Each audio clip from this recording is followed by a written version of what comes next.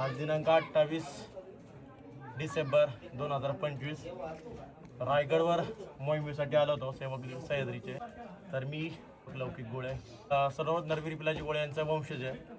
तर मी आणि हा माझा मित्र आम्ही दोघे गड भ्रमंती करत होतो आणि भ्रमंती करत असताना म्हणला जे इथं उत्खनन चालू होतं त्या उत्खननामध्ये बऱ्याचशा लोकांनी तिथं काम चालू असल्यामुळं ह्याचा पुन्हा गाळायचा प्रयत्न चालू होता.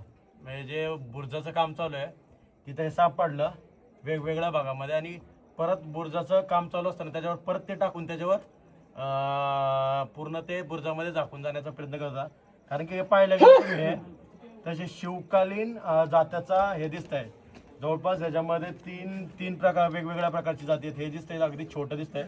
हे पण ह्याला मॅच होणारं नाही कुठेही, किंवा हे दोन सेम असू शकतात किंवा हे दोन सेम असू शकतात. हा भाग पूर्ण वेगळा आहे, तो भाग पूर्ण वेगळा आहे आणि हाही वेगळा आहे. ह्या दोघांच्या जाडीमध्ये फरक आहे. इथे तुम्ही पाहिला गेला तर या दोघांच्या जाडीमध्ये थोडासा फरक आहे. तर हे दोघं कदाचित हे एकमेकांचं कनेक्ट असू शकतं. हे खाली किंवा हे जात्याचा वरचा पार्ट असू शकतो. त्याचबरोबर हे एक जातं दिसत आहे अगदी पूर्णपणे ह्या दोघांपेक्षा पूर्ण वेगळं आहे.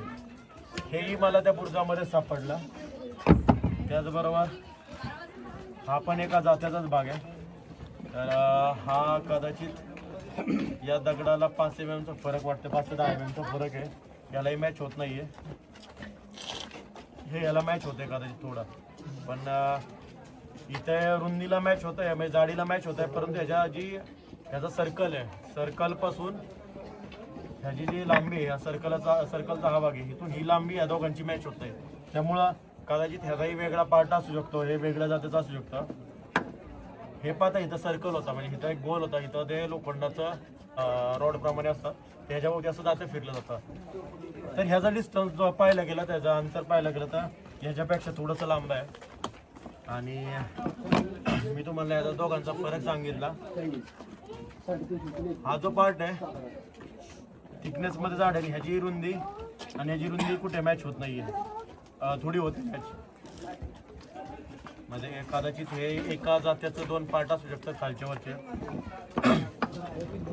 हा एक पूर्ण म्हणजे अगदी नक्षीदार जातं घडवलेलं असावं. ते नक्षीदार जातीचं आहे, तुम्हाला दिसते पूर्ण. हे पूर्ण औषध वाटत आहे आणि त्याच्यामध्ये एक हे सिमिलर 2, हा एक तिसराच भाग वाटतोय. 1 2 हे 3. त्यानंतर हा चौथा एक जात्याचा औषध सापडतो इथं. याच्यावर तुम्ही पाहू शकता इथं अगदी गळ्यामध्ये पान कसं असतं किंवा त्या बदामाच्या आकारामध्ये इथं कोरलेलं दिसत आहे. आणि त्या काळातलं इथं बघा याच्यावर कडा पण कोरलेलं दिसतं. अतिशय वेगळ्या प्रमाणात ह्याची डिझाईन पण पूर्ण वेगळी आहे. हे पण एक वेगळा म्हणजे चौथा जाता असू शकतं. त्याचबरोबर एक शिवकालीन असेल, एखाद्या मडक्याचं तर वाटत नाही, रांजणाचं पण वाटत, मडक्याचं पण वाटत नाही, रांजणाचं पण वाटत नाही, परंतु कुठलं तरी मातीच्या भांड्याचंच हे अवशेष असावं. आणि हे बुर्जापाशी पडलेलं होतं, मातीमध्ये सापडलेलं आहे. तर नक्कीच हे आता जे कोणी इथं संबंधित अधिकारी असतील पुरातत्व खात्याचे किंवा वन विभागाचे, तर त्यांच्या हवाले आम्ही करणार आहोत.